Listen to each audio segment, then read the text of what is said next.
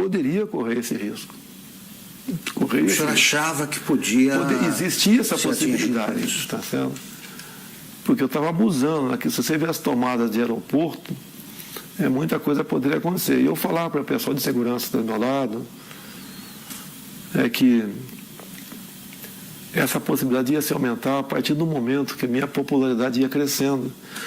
Porque eu estou crescendo da onde, Augusto? Qual o tamanho do meu partido? Qual é o nosso fundo partidário? Eu costumo dizer, é verdade, quer ver? Você estou aqui, tem 10 pessoas, 15 que trabalham comigo, a maioria voluntários. A minha equipe de política, ela é menor que a equipe da Polícia Federal, que por lei está à minha disposição. Deputado, o senhor acha que o autor do atentado, o Adélio Bispo de Oliveira, agiu sozinho? Eu acredito que não. Ele não é tão inteligente assim, não. Né? Que um ato como aquele, a tendência natural é ser linchado. Então ele foi para cumprir a missão, quase que na certeza que não seria como. Teria gente ao lado dele. E isso realmente, pelo que eu ouvi dizer, não tenho certeza ainda, a Polícia Civil lá de Juiz de Fora está bem mais avançada que a Polícia Federal. Porque o depoimento que eu vi do delegado da PF que está conduzindo o caso, realmente um depoimento para abafar o caso. Eu lamento o que eu ouvi ele falando, dá a entender até que age em parte como uma defesa do criminoso. Então, isso não pode acontecer.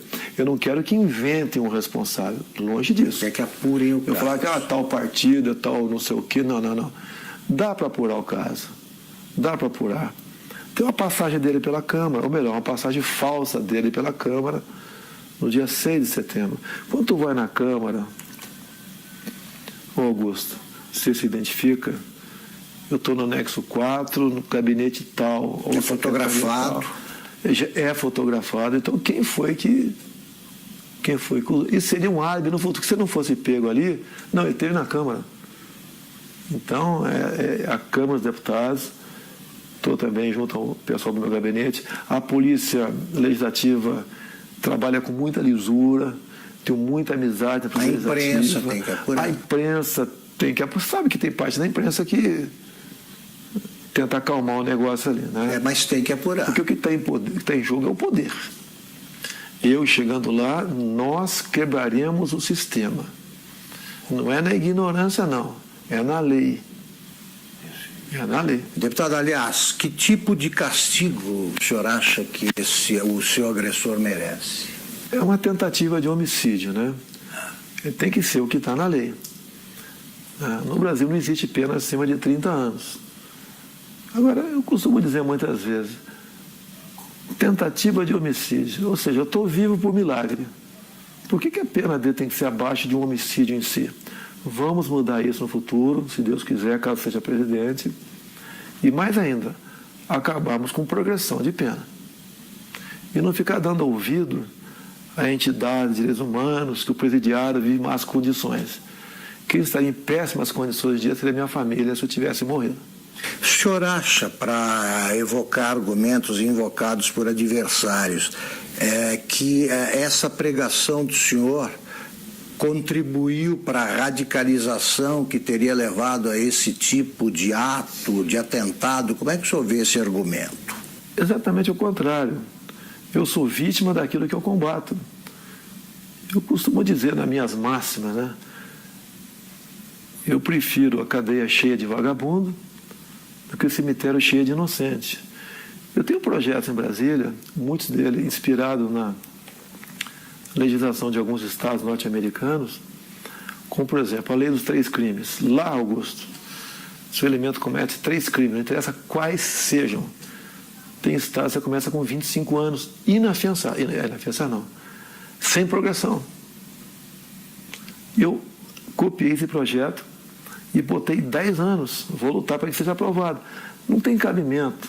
Você pega um elemento, às vezes, cometer um crime bárbaro aí você vai na ficha criminal dele, tem 50 passagens pela polícia. O cara cometeu 3 crimes, 10 anos sem progressão. Saiu, fez de novo, passa para 20. O ser humano só respeita o que ele teme. Se cometer crime, a punição é quase inexistente. É um estímulo para você ser criminoso. Um exemplo que tenho falado muito é de uma deputada federal, uma japonesinha aqui de São Paulo. Ela teve uns 15 anos atrás o filho de 8 anos sequestrado e executado em cativeiro. Já imaginou alguém matando uma criança de 8 anos de idade em cativeiro? Você é pai, você é mãe, imagine uma situação dessa. O elemento foi pego logo depois. Era um ex-funcionário dela.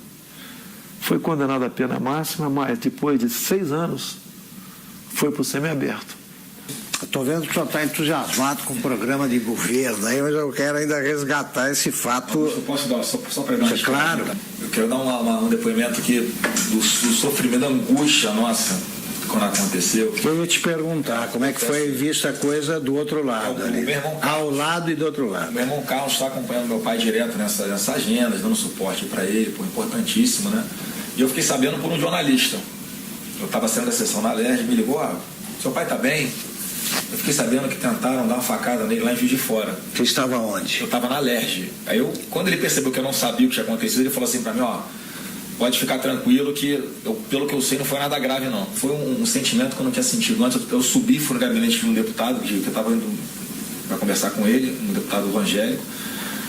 Rapaz, quando eu cheguei lá, tinha uns 15 pastores no gabinete dele. E eu não sei porque eu sabia, me deu vontade, eu comecei a chorar muito, explicando o que tinha acontecido, sem saber o que tinha acontecido, né? E aí, você não sabia? Não sabia, mas eu chorava com medo do que pudesse acontecer, mas tinha certeza que não ia acontecer o pior. Pressentiu? Tinha certeza que não ia acontecer o pior. Mas pressentiu que podia acontecer. Fiz aquela oração, todo mundo ali, pela saúde dele. Eu entrei no carro, foram as horas mais longas da minha vida no trânsito, que era a véspera de feriado. E aí eu sabia assim, meu irmão tá lá com ele, tá bem cuidado, tá num bom hospital. E aí, mas eu fui me acalmando no caminho, né? Aí quando eu cheguei lá, que os médicos me explicaram o que era, é que eu falei assim, cara, foi milagre, esse cara não sabe o que aconteceu, né? Ele tava acordando meio grogue. Você achou que seu pai poderia morrer? Eu em momento algum achei que ele fosse morrer, em momento algum. Eu tinha uma paz dentro de mim que isso não ia acontecer. Mas quando eu vi o que tinha acontecido, a gravidade, o que os médicos me contaram, e aí meu irmão me deu uma noção do que tinha acontecido também. E aí olha só o que esse cara me falou. Ele chamou perto, ele não tinha muita força para falar na hora. E aí ele me chamou pertinho da boca dele assim, né? Encostei o ouvido nele. Não foi com essas palavras, foi assim, se deram mal, tô vivo. O cara no momento desse não tá pensando na saúde dele, tá pensando no todo, no que ele representa. Então eu tenho cada vez mais orgulho dele. Muito. E agora tá aliviado. É um choro de alívio, né? E certeza de que Deus está preparando uma coisa muito grande para o nosso Brasil e está usando o cara aí, com certeza. Deputado, o senhor costuma ser apresentado assim pelos adversários como um risco à democracia, né? Eu gostaria que o senhor dissesse o seguinte, a democracia, o senhor vai defender a democracia acima de tudo? Que recado o senhor dá para quem duvida que o senhor seja um admirador do regime democrático? Esses caras que falam que são um risco para a democracia, na verdade, são um risco aos esquemas dele. Não vai ter mais indicação para BNDES, Banco do Brasil, Caixa Econômica, Banco da Amazônia, Banco do Nordeste, com esse critério. Botar lá a indicação de um amigo para que use essas instituições em causa própria. Isso vai deixar de existir. O exemplo mais claro foi o BNDES. Todo mundo sabe o que aconteceu lá. Então eu sou um risco, sim. Eu sou um risco àqueles que vivem pendurados em estatais do governo. Nós temos em torno de 150 estatais. Conversei com o Paulo Guedes, que rapidamente... Vai privatizar estatais. Eu falei, Paulo Guedes, nós vamos priorizar um estudo muito acurado, não vamos fazer injustiça com ninguém. Mas algumas serão privatizadas, certamente. Vou dizer muitas, tá? No governo do PT, umas 50 foram criadas. Temos até uma estatal do trem-bala, eu não sei ainda. Isso. Tem lá algumas dezenas de apadrinhados ganhando uma fortuna por mês. A tal da EBN também, é outra que você tem que olhar com muito carinho, porque é um orçamento de um pouco mais de 1 bi por ano, uma TV que ninguém assiste. E está lá, amigos do rei estão lá. Então, as estatais que são ociosas, com toda certeza serão privatizadas. Agora, existem estatais que são estratégicas. Tenho conversado com o Paulo Guedes, né? Banco do Brasil, Caixa Econômica. Para mim, são estratégicas. Então, isso daí estão fora de cogitação. E mesmo assim, temos outras, você tem que ver o critério, o modelo para privatizá-la. Não é jogar para cima quem pegar pelo. Tem que examinar. E uma grande preocupação que nós temos. Nós não podemos ser inquilinos de nós mesmos aqui no Brasil. Tem um país aí fora, China, que nós queremos manter relações comerciais com eles, sim, até há interesse por parte deles, mas não podemos permitir que a China ou qualquer outro país, em vez de comprar no Brasil, venha comprar o Brasil. Perfeito. Deputado, a ex-senadora Marina Silva diz o seguinte, que a prova de que as ideias do deputado Jair Bolsonaro não funcionam, a prova disso foi o próprio atentado, porque tanta gente protegendo não conseguiu impedir que o ataque acontecesse. A Polícia Federal falhou? O senhor notou falhas no esquema de segurança? O ambiente não tem como você ter um sistema de segurança perfeito. É um tumulto ali, né? Eu vejo pela televisão. E eu sempre falava com eles da possibilidade, né, crescente disso acontecer, tendo em vista o nosso crescimento junto à opinião pública. Então, eu não culpo a Polícia Federal, não. Eles até ajudaram muito com os policiais militares do Rio que estavam comigo lá. Isso vai evitar, evidentemente, esse tipo de manifestação. Não, eu até as eleições, eu estou em alta até o dia 31. Sim. E a recomendação, eu não posso sair de casa. Se eu levar um esbarrão na rua com a situação que eu estou aqui, pode botar tudo a perder. Então eu não posso ir para a rua, realmente. Eu peço a compreensão dos amigos. Pretendo, a partir do dia 1º, agora, em todo o horário eleitoral gratuito, fazer uma live e conversar com o pessoal sobre as eleições.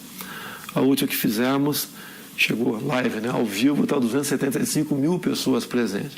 Então está com uma aceitação muito boa, porque eles acreditam que a nossa proposta sempre é a verdade acima de tudo. E o Brasil também, né, como o nosso alvo principal, ninguém entende como um país que tem tudo como esse ser o que é. Se você olha para o Japão, Coreia do Sul, para Israel, olha o que eles não têm, olha o que eles são. Olha para cá o que nós temos, o que nós não somos. Agora, a solução disso passa pela não aceitação da indicação política. O senhor pode chegar à presidência sem equipe e sem gente até para compor o ministério. O senhor vai aceitar a adesão o que o senhor vai estabelecer como pré-requisito para aceitar o apoio de outro partido? O senhor aceitaria do Centrão, por exemplo? Não vai existir isso aí, Augusto. Não vou dizer que tem bons parlamentares em vários partidos e tem gente honesta dentro da Câmara também, tá? Mas não será esse o critério, é a competência. Eu quero, por exemplo, um ministro da Ciência e Tecnologia voltado para a pesquisa, para a inovação. O senhor não sabe quem é? Ainda tem um nome de longe, né, que a gente pensa nele, não sei se seria o mais adequado ou não, tá certo? Mas é um pouco inexperiente ainda, o nosso querido coronel da Aeronáutica, Marcos Pontes, um astronauta. Sim. Poderia ser uma pessoa para lá ou para compor o ministério, ou para compor. Então o ministério é importantíssimo. O que faz o jovem sair do Brasil? Falta de oportunidade aqui. Então você não pode ter uma pessoa nesse ministério. O senhor vai nomear pelo critério da competência, é isso? Olha só, quando eu juntei 120 parlamentares, e vai aumentar esse número, que o meu partido, eu acho que vai fazer uns 30 deputados. Estou acreditando, um número modesto. Eu acho que vou ter o apoio de quem vota em mim, votar nos candidatos a federal, a senador, a estadual do meu partido. Eu acho que isso vai acontecer bastante. Até eu vou pedir para não votar no 17, votar no candidato, que tem uma cláusula de barreira aí. São Paulo, por exemplo. Não adianta o meu filho Eduardo, que deve ter 1 milhão de votos, junto com o voto de legenda, poder fazer 8 deputados federais. Esses federais têm que ter 30 mil votos, senão não tomam posse. Então ele tem que votar no candidato, e não no 17. Eu posso não ser o ideal, nem teremos nunca um ideal. Mas eu acho que o remédio para o momento, tendo em vista aos demais candidatos que estão aí, seria eu, não teria outro remédio no momento. Para a gente buscar o ponto de inflexão e fazer uma política de verdade no Brasil. E essa maneira de não aceitar indicações políticas, como tenho conversado com parlamentares, é uma maneira de resgatar, buscar o resgate da credibilidade do deputado. O senhor não vai aceitar? Não tem como aceitar. Você pode ver, o Onyx Lorenzoni, por exemplo, no meu entender, seria um excelente chefe da Casa Civil, mas não é indicação partidária, é mérito dele. Ele vestiu essa camisa comigo, tá, okay? Ele também passou por um momento difícil a vida dele, não questão de saúde, né? Então é uma pessoa que é adequada para estar lá.